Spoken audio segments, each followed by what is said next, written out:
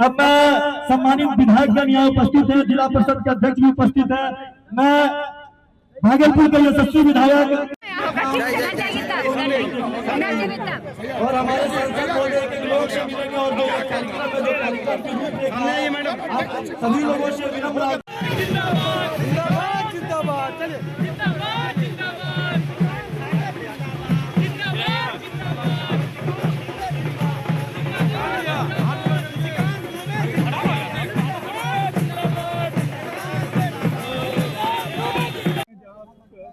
मैं रोहित भागलपुर के विधायक रोहित पांडे जी से आग्रह करूंगा।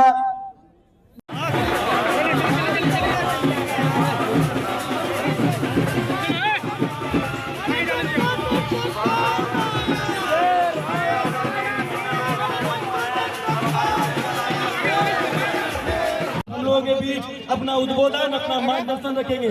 जोरदार तालियों के साथ रोहित पांडे जी का स्वागत करेंगे।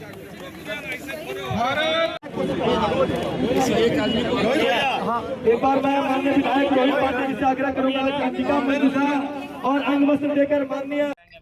पार्टी में अनुशासन सर्वोपरि है। पार्टी के अनुशासन से कोई बड़ा नहीं, कोई बड़ा नेता नहीं। वो तो केसी त्यागी जी जो है प्रवक्ता थे या महामंत्री थे। भारतीय जनता पार्टी ने तो अपने राष्ट्रीय अध्यक्ष तक को जो है बाहर निकालने में जो है परहेज नहीं किया। बलराज मधोक जी को बाहर निकाल दिया। मुस्तफिजुर रहमान को लेकर उन्होंने कहा जा रहा है बयान दिया था, जिसके बाद ये फैसला लिया गया। बांग्लादेश हमसे लड़ाई लड़ रहा है, वहाँ रोज हिंदू मर रहे हैं, उनके प्लेयर यहाँ कैसे खेलेंगे? बीसीसीआई का ये डिसीजन सही था। ऐसा कौन सा वोट बैंक का राजनीति है भाई कि आप बांग्लादेशी को भी अपना मानने लगे, पाकिस्तानी को भी अपना मानने लगे? जो जैसा करेगा वैसा भोगेगा। बिहार में जो जंगल राज था 1990 से लेकर 2005 उस जंगल राज में क्या क्या हुआ आप लोगों को पता चल रहा है। इसके बाद जब वो मंत्री बने रेल के तो 2004 से लेकर 2009 तक उन्होंने क्या किया ये भी देश के सामने आ रहा है। और इसी जंगल राज के लिए आपने देखा कि इस बार भारी बहुमत से जो है माननीय मोदी जी को, माननीय नीतीश कुमार जी को वोट मिला। और 2 बार 3 बार से जो हम भागलपुर सीट नहीं जीत पा रहे थे, इस बार लोगों ने जो है बड़े पैमाने पर जो है बाहर निकले। उनको लगा कि ये अन्याय हो रहा है, भागलपुर जैसी सीट भारतीय जनता पार्टी के पास होनी चाहिए।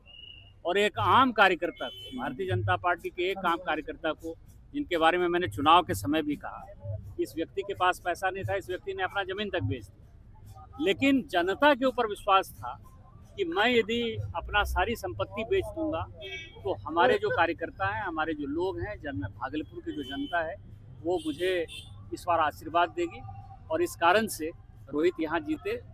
और वो एक प्रतिफल है कि जंगल राज में लोगों को लगा कि फिर से लालू प्रसाद की वापसी नहीं हो जाए, हम इतने भारी बहुमत से। रोहिणी तेज प्रताप लगातार विवाद तो कर ही रहे परिवार में।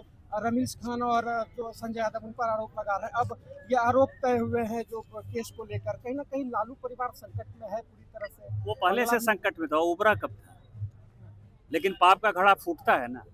तो लालू जी के परिवार में जो लोग अच्छे लोग हैं और जिनको लगता है कि इन लोगों ने गलत किया, उसकी परिणति तेज प्रताप जी और रोहिणी जी हैं। किसी परिवार में लड़ाई हो भारतीय जनता पार्टी नहीं चाहती। हम आज भी चाहेंगे कि सभी परिवार एकत्रित हो जाए, लेकिन जैसी करनी वैसी भरनी। जैसा उन्होंने किया है, दूसरे के परिवार को तोड़ने का काम किया तो उनका परिवार टूट रहा है। इस तरह से बंगाल में अभी ममता बनर्जी ईडी पर हावी हुई है और लगातार जो फाइल को लेकर वो चर्चा कर रहे हैं, फाइल लेकर भी वो फरार हो गई। वो ईडी से परेशान नहीं, वो अपने सीडी से परेशान है। उनकी जो सीडी है वो बहुत ही खतरनाक है। शायद उनकी पूरी पॉलिटिकल कैरियर खत्म हो जाएगी, इसीलिए ईडी से नहीं सीडी से परेशान। वो कह रहे हैं कि अमित शाह के खिलाफ में है उसमें। अमित शाह जी देश के गृह मंत्री हैं। ईडी जो है मिनिस्ट्री ऑफ फाइनेंस के अंतर्गत है। जब मुख्यमंत्री के नाते उनको ये नहीं पता है तो क्या बात क्या होगा सर इस बार बंगाल में? क्या चाहेंगे हम लोग करना है? हम लोग के बीच रखेंगे माननीय विधायक रोहित पांडे जी। एक बार जोरदार तालियों के साथ भागलपुर के यशस्वी विधायक रोहित पांडे जी का।